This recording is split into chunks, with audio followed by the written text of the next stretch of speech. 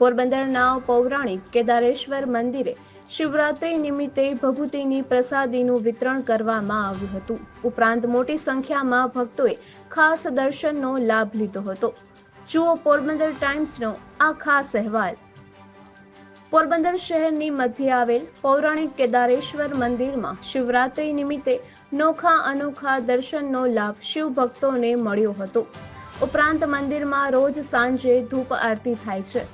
તેમાં થતી ભભૂતિ કે જે ભક્તો પ્રસાદી તરીકે લઈ જતા હોય છે અને લોક માન્યતા મુજબ આ ભભૂતિ ઘરમાં રાખવાથી સુખ શાંતિ રહે છે.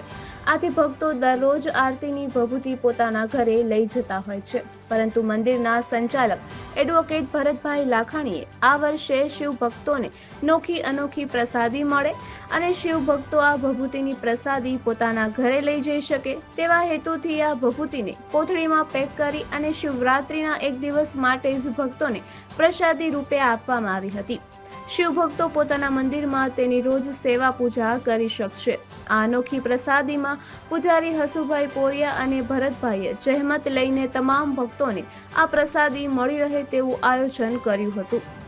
શહેરમાં આ એક જ એવું શિવાલય છે કે જ્યાં ભક્તો મંદિર ઉપર ધજા ચડાવી શકે છે અને શિવરાત્રી નિમિત્તે બે અલગ અલગ ભક્તો દ્વારા સવારે 8 કલાકે અને સવારે 11 કલાકે ધજારોહણનું આયોજન પણ કરાયું હતું. તે દર્શનનો લાભ પણ મોટી સંખ્યામાં ભક્તોએ લઈ ધન્યતાનો અનુભવ કર્યો હતો. કેદારેશ્વર મહાદેવ પર આ વિસ્તારના વેપારીઓ અખૂટ શ્રદ્ધા ધરાવે છે. અનેક વેપારીઓ પ્રથમ કેદારેશ્વર મહાદેવના મંદિરે દર્શન કરે છે અને ત્યારબાદ પોતાના ધંધા રોજગાર શરૂ કરે છે. શ્રાવણ માસના દર સોમવારે શિવજીના વિવિધ સ્વરૂપના દર્શન યોજવામાં આવે છે. પોરબંદરમાં હજારો વર્ષ જૂના કેદારેશ્વર મહાદેવના મંદિરના આંગણામાં કુંડ આવેલો છે અને તેનું પાણી એકદમ પવિત્ર માનવામાં આવે છે. લોકો આ કુંડના પાણીને ગંગાજળ જેટલું પવિત્ર માની અને આ પાણીને શુભ કાર્યોમાં ઉપયોગ કરે છે. તો ખારવા સમાજ દ્વારા ચૈત્રી નવરાત્રિમાં ગોરમાનું પૂજન અર્ચન કર્યા બાદ તેમનું કેદાર કુંડમાં વિસર્જન કરવામાં આવે છે. આ મંદિરનો ઇતિહાસ હજારો વર્ષ જૂનો છે. આ મંદિર શ્રદ્ધાળુઓ માટે આસ્થાનું કેન્દ્ર છે. પોરબંદરના રાજવી પરિવારે આ મંદિરનો જીર્ણોદ્ધાર કર્યો હતો. આ કેદારેશ્વર મંદિરમાં શનિદેવ, ગણપતિજી, રાધાકૃષ્ણ અને બીજા અનેક દેવી દેવતાઓના સુંદર મંદિરો બનાવવામાં આવ્યા છે.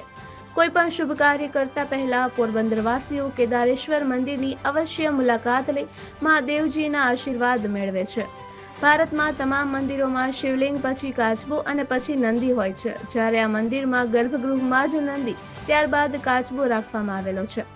સામાન્ય રીતે ભોળાનાથને તમામ મંદિરોમાં શિવલિંગની બરાબર સામે જ નંદી હોય છે, જ્યારે આ મંદિરમાં શિવલિંગની જમણી બાજુમાં નંદી રાખવામાં આવેલ છે.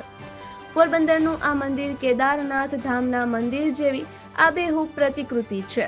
મંદિરે નિયમિત આવતા ભાવિ ભક્તો ભોળાના શરણે આવી શાંતિ અને નવી શક્તિના સંચારનો અનુભવ કરે છે.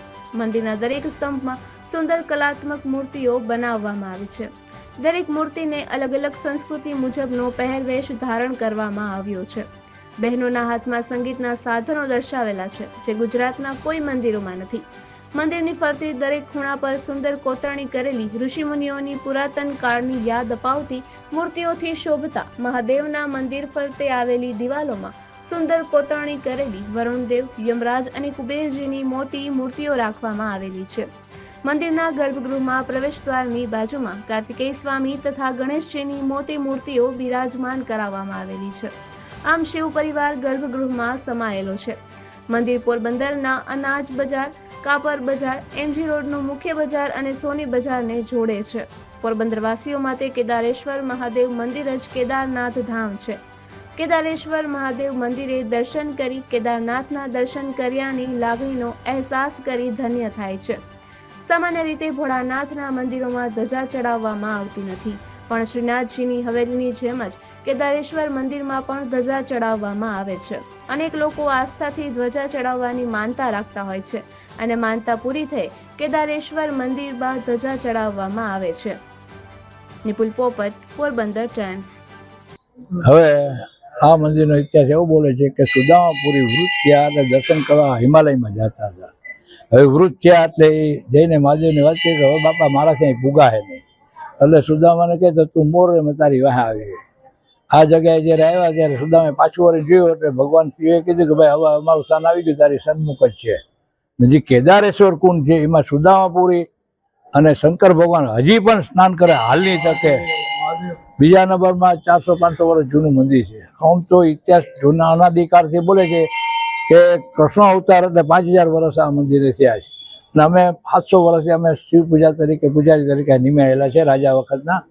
અને આનો ઘણો મહત્વ છે. ભભૂતિ સાંજે આરતી થતી 4 પૂરની આજ આરતી થાય 9 વાગે, 12 વાગે, 3 વાગે અને 6 વાગે. એક સવારે 2 આરતી મુખ્ય આરતી છે, એક સવારે થાય ને એક સાંજે. સાંજે સવારે 2 આરતી થાય, સાંજે 1 આરતી થાય. બીજા નંબરમાં એ ભક્તોની એટલી લાગણી છે કે ભભૂતિ ને ચાણ ને ચૈણામત એ વસ્તુ લેવા અસંખ્ય માણસો સાંજે આવે છે. કેદારેશ્વર મંદિર એટલે પોરબંદરનું સૌથી પૌરાણિક મંદિર. એવું કહેવાય કે સુદામાજી અહીં દર્શન કરવા આવતા હતા અને જ્યાં અમારો કુંડ છે એ કુંડનું પાણી કુંભના પાણી કરતાં પણ વધારે સારું પાણી છે એવું કહેવાય. તમે શીશીમાં ભરી રાખો 12 માસ, વર્ષો પછી પણ એ પાણીમાં કોઈ દુર્ગંધ નથી આવતી અને વર્ષો પછી પણ એ પાણી એવું ને એવું રહે છે.